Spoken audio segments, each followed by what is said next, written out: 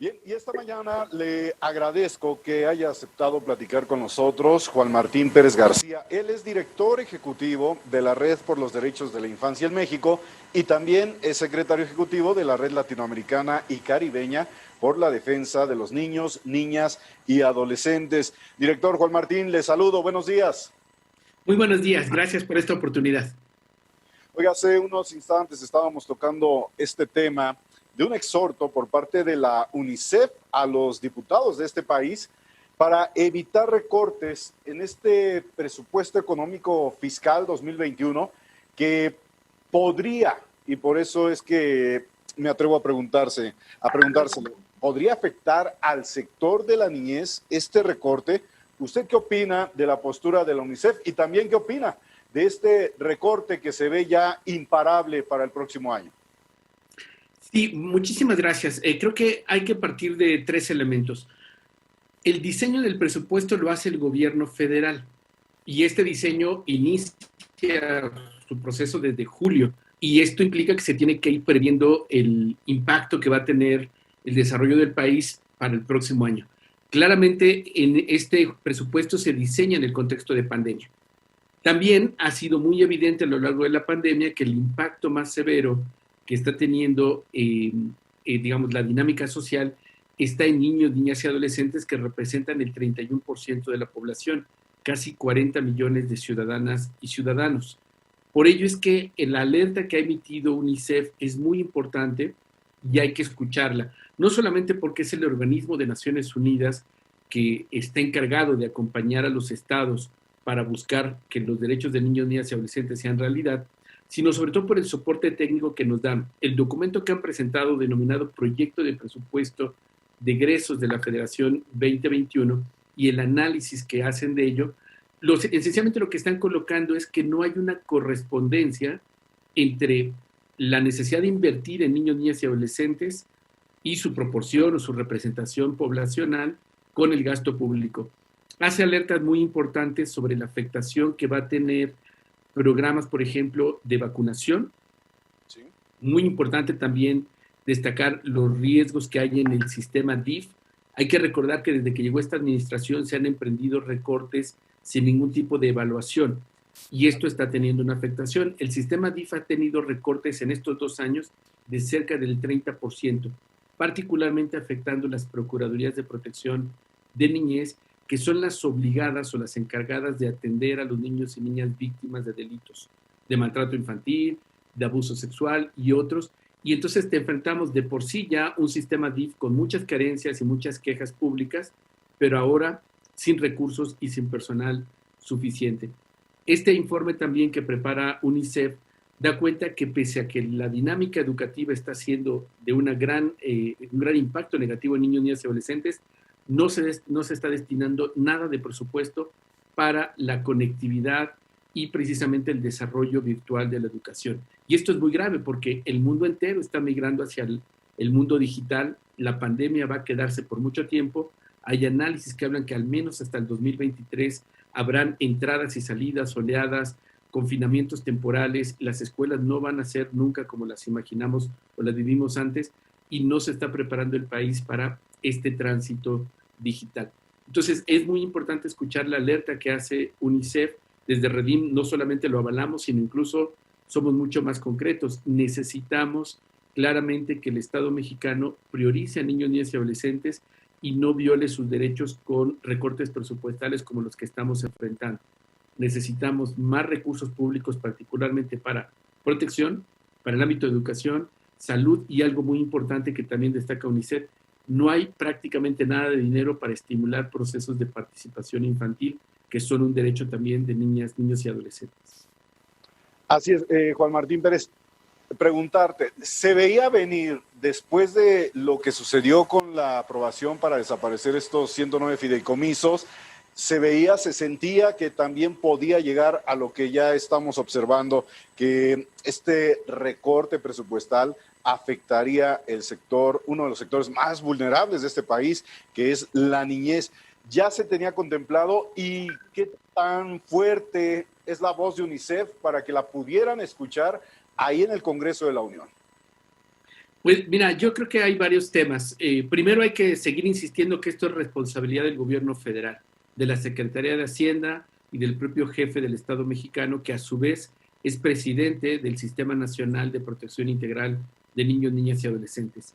Si el jefe del Estado mexicano, que es presidente del CIPINA, si la Secretaría de Hacienda envían un diseño presupuestal tan, digamos, violatorio a derechos de niños, niñas y adolescentes, es muy difícil que la Cámara de Diputados pueda corregirlo cuando el margen de ajuste presupuestal que tiene la Cámara de Diputados no supera el 6% del presupuesto.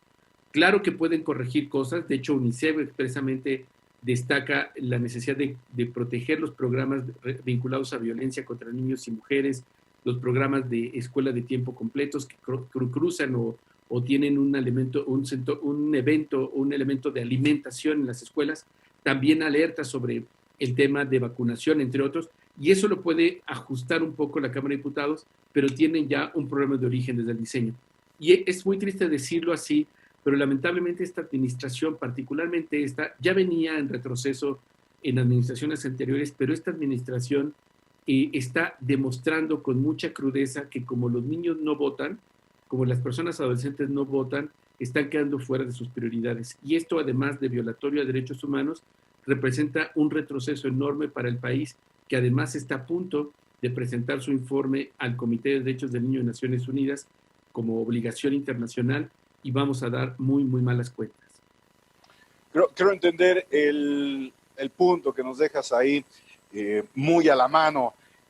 Los niños no votan en este país, pero sí votan los mayores de edad, que muchos de ellos reciben su beca, sí votan los adultos mayores, que reciben un beneficio de manera bimestral, pero los niños no. Por eso esta situación tan inequitativa en la repartición del erario, de los recursos, y es que hablamos de millones de pesos que ya no estarán llegando. Efectivamente, de hecho, recordemos que el diseño que hizo esta administración de 25 proyectos prioritarios, ninguno incluye a la niñez. El pasado 6 de enero estuvimos, incluido acompañados los Reyes Magos, en Palacio Nacional y después en la Secretaría de Gobernación. Hablamos con la ministra Olga Sánchez Cordero y entregamos todos los datos para mostrar la grave situación de violencia que viven niños, niñas y adolescentes y les propusimos desarrollar el Proyecto 26, una estrategia nacional para prevenir y atender la violencia armada contra niños, niñas y adolescentes, que nos da cifras terribles. 7 desapariciones todos los días, 7 homicidios todos los días de niños, niñas y adolescentes. De cada 100 carpetas de investigación donde ellos son víctimas, solo 3 carpetas alcanzan algún tipo de proceso o sentencia. Es decir, 97% de impunidad si tú cometes un delito contra un niño o una niña. Esto no puede darse sin presupuesto, no puede cambiarse si no hay una decisión de Estado. Pero nuevamente, los niños no votan, no son una prioridad, están fuera de la mirada política y claramente lo que se está haciendo es dispersar dinero a través de asignaciones directas o transferencias directas que el Banco Mundial ha demostrado que solamente sirven para crear clientela electoral. Llevamos 40 años de este tipo de programas que irónicamente los inauguró Salinas de Gortari, recordaremos con el programa Solidaridad, y para lo único que han servido es para clientela electoral, no para superar la pobreza. 47% de las familias en México son pobres después de 40 años de estar distribuyendo dinero que ha demostrado, reitero, que no funciona. Lo que sí funciona para cambiar las condiciones es mejorar los salarios de la familia, fortalecer los trabajos y proteger a niños, niñas y adolescentes. Bueno, sabemos que eso ojalá ocurriera, pero estamos viendo que la situación va a ser muy diferente a lo que nosotros deseamos en este momento. ¿Qué podría pasar? ¿Qué futuro nos espera? ¿Un futuro inmediato? En dado caso de que, en efecto, deje de llegar ese apoyo, esos recursos al sector de la niñez de este país, ¿qué es lo que podría ocurrir? Bueno, ya está de hecho alertado también por organismos internacionales, particularmente el trabajo infantil se va a incrementar, se está incrementando. La Organización Internacional del Trabajo ha apuntado que la pandemia y el cierre de escuelas, el cierre también de muchos de los empleos de las familias, va a llevar a que niños y niñas regresen al trabajo infantil. Estamos actualmente con 3.2 millones de niños, niñas y adolescentes en actividades económicas antes de la pandemia.